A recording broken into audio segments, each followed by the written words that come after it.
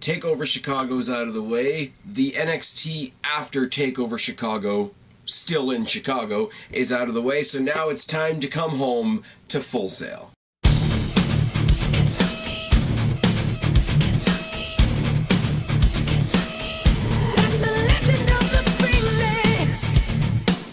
What's going on, everybody? It's your buddy, it's your pal, Spaz Phoenix, the YWC Reality Check, here with your May 31st NXT review. Gonna get all the extra shit out of the way, as I typically do. Go up there into the exclamation point, put your questions in for the July Q&A. Stay tuned tonight or tomorrow when we do the preview for Extreme Rules, where I'm going to invite you guys all once again to take part in the new pay-per-view pick'em. It's a lot of fun. It's just for fun. There's no prizes, but come along and enjoy that if you wish.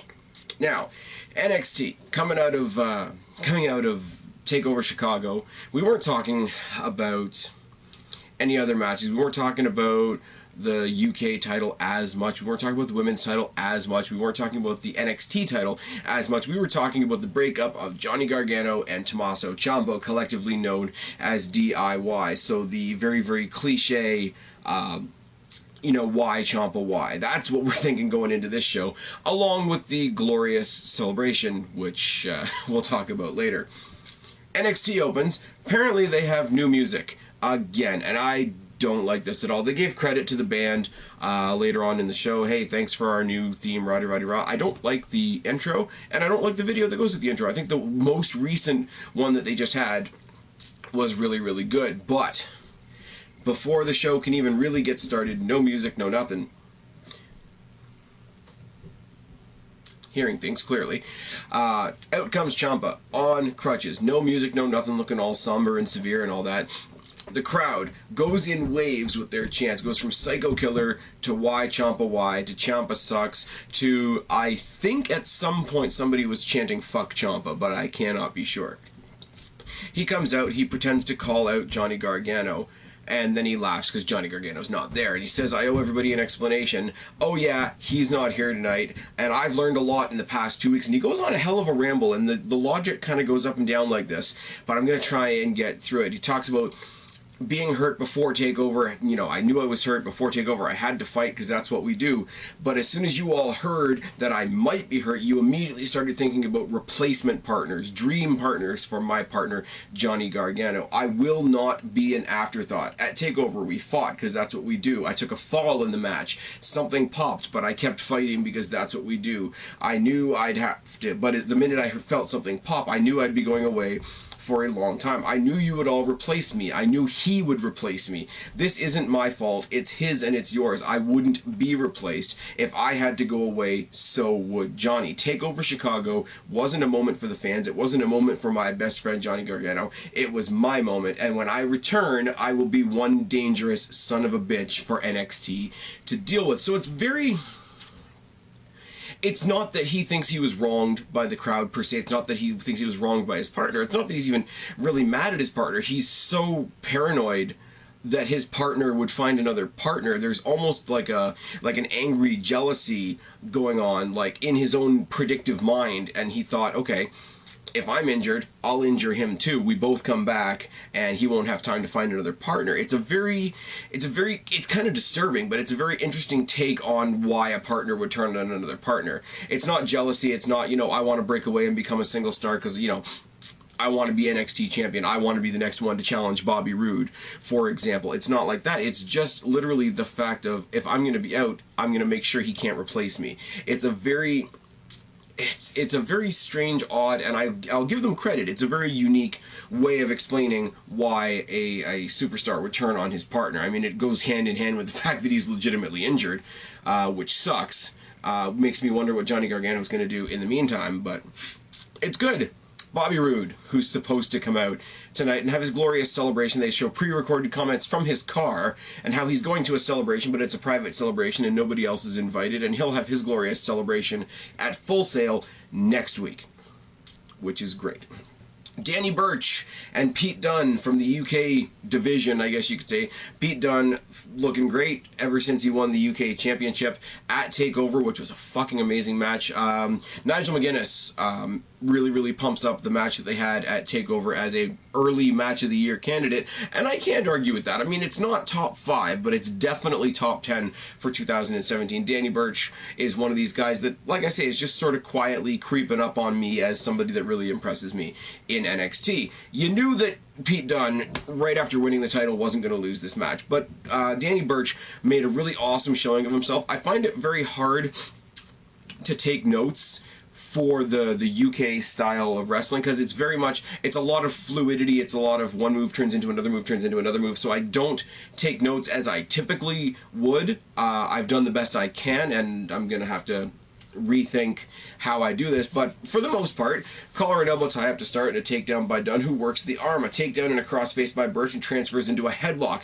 There's a significant armbar reversal sequence between both guys. There's a test of strength. Both men trade some punches. There's a slam by Burch. Right hand by Dunne. Stomps to the head by Dunne. A boot and a drop kick by Burch. I will say, Danny Burch, the size of guy that he is pulling off drop kicks, is really, really cool. And you see this with people that work a little stiffer, like the only example I can think of off the top of my head is somebody like a William Regal or a Fit Finlay, where they work very stiff and very deliberate, so when they turn around and pull out something like a drop kick, not only is it physically impressive, but it's also kind of surprising by comparison to the rest of their arsenal, so it does spice up the variety of the match. Chops by Burch and a back elbow by Dunne, step up enziguri and an exploder suplex by Burch, a right hand knockdown by Burch, and Danny Burch's headbutts should be illegal. That's a thing.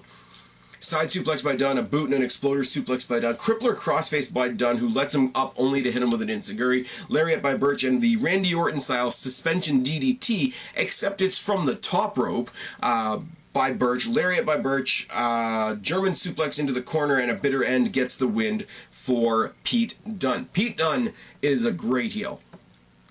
Gets on the mic afterwards, talks about how he earned the championship and everything that comes with it.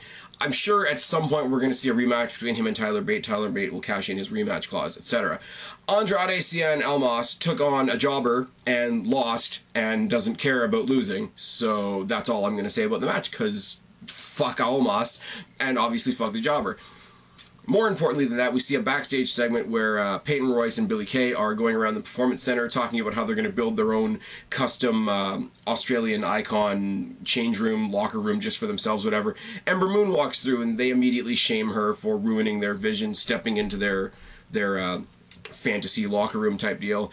And she doesn't say anything, but there's some sort of a medical staff or a clerk or something like that brings her a clipboard and said, hey Ember, you need to sign your release. She signs her medical release. She smiles at Peyton Royce and Billie Kay and tells them that she will see them soon. Then we get the announcement that in 2 weeks we're going to get a rematch from TakeOver Chicago. It's going to be Ember Moon, it's going to be Nikki Cross, it's going to be Ruby Riott, except it's going to be in an elimination triple threat match in 2 weeks at NXT at Full Sail for the NXT Women's Championship, which will be a lot of fun, and I can't wait to call that, or sorry, not call, but I can't wait to come up here and talk about that match, because it's going to be good, and I guarantee you Ember Moon's going to get involved, because she was supposed to be at Chicago. Eric Young and Alexander Wolf, obviously with Killian Dane in their corner, taking on Kassius Ohno and Roderick Strong in a tag team match for the main event of the night. This was a good match, but it was not as exciting as I thought it would be when I saw the graphic pop up at the beginning of the night. That's all I'll say. And the ending, well, we'll tell you why. Young and Strong trade punches to begin with. Corner chops by Strong, backbreaker by Strong, leg lariat, and some chops. Corner elbows by Strong and Ohno, taking turns on their opponents, etc. Wolf and Young double team Ohno in the corner. Bicycle kick by Ohno and a boot. Dane trips Ohno on the apron. He eats the apron face first. We go into the whole commentator saying that it's the hardest part of the ring. Roddy rah. Gutbuster by Wolf and an elbow drop by Young. Young tosses out Ohno, who's attacked by Killian Dane once again. Really, really making the NXT referees look really super strong and in charge. Young rides a headlock. There's a mud hole by Wolf. Body blows by Young and Wolf, taking turns in the corner. Uppercut and a suplex by Wolf, and locks on a chin lock. And he locks on a chin lock for a long time, which really slows the match down. Bicycle kick by Wolf. Neckbreaker by Young. Killian Dane and No Way Jose brawl on the outside, because No Way Jose showed up for reasons. Roderick Strong hits a suplex spinebuster, which the commentators say is called the End of Heartache, which is a terrible name for a finishing maneuver, but it gets the win for Strong and Ohno. Strong, Ohno, and No Way Jose stand tall at the end of the night. So the deciding factor in this match between four guys that I really like and Killian Dane on the outside, who's going to be a monster eventually, was No Way Jose. And I'm about this excited. Here's my problem with this, in all seriousness. No Way Jose is fine, I guess. He's there. But take out Ty Dillinger and throw in Kassius Ohno, and this is the same 3-on-3 shit that we've seen for a while, right up to and including when Ty Dillinger got called up to the main roster. This is the problem with NXT in general, when SAnitY is there and they're a force, but they don't have a group to go against, and they don't have individual goals. Eric Young isn't going for a title, Dane and Wolf are not going for the tag titles, and they don't have another team to go against. It's not like they have the New Day visiting NXT. They don't have the Wyatt family visiting NXT. They don't have the Shield visiting NXT. They don't have a fucking three-man band visiting NXT. There's no force to go against them. So if you remember when the Wyatts debuted, and they had the Sheamus and Big Show and Randy Orton teams, or the Daniel Bryan and Kane and somebody teams getting together to fight them, it's really like you struggle to find a reason to care because there's no ultimate endgame. It's like watching a Survivor Series match. Yeah, they're fun. They happen once a year, but there's no ultimate goal unless there's an extra stipulation added to the match. Same thing here. Random collection of wrestlers when I only really... I'm really trying to get into Roderick Strong because he is a great wrestler, but I'm hoping that they give me more to cheer for. Kassius Ohno, I thought I was going to be excited about, and I wasn't because he's awkward, and No Way Jose sucks balls for money. He is the Naomi of NXT. He's got a really super fun, happy entrance, and that's about it. He's got a wind-up baseball punch. It's not quite as bad as the chocolate flaming camel toe of death or the no actual contact dance kicks, but it's pretty damn close. Give me a legitimate something. Have Eric Young go feud with Aleister Black, or have Eric Young go up and feud against Drew McIntyre if you want to have somebody crazy for him to go against. Look, you're finding crazy people for Nikki Cross, who's in the same group, to fight against. So give me somebody crazy for Eric Young to fight against.